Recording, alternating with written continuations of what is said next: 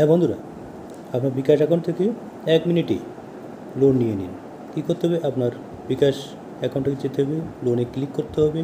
লোনে ক্লিক করে দেখতে হবে যে আপনার লিমিট কত। লিমিট এখানে আমার 2,849 টাকা দেখাচ্ছে, আমার আগে লোন নেওয়া ছিল বিধায়।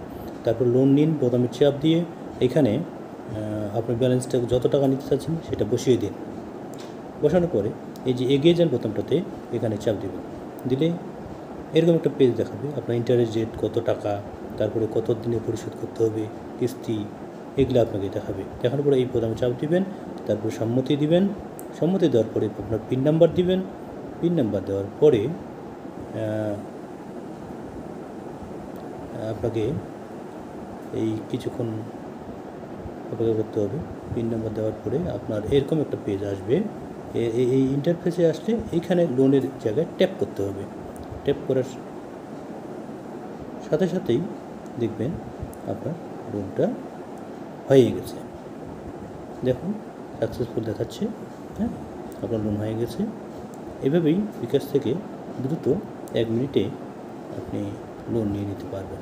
ধন্যবাদ বন্ধুগণ।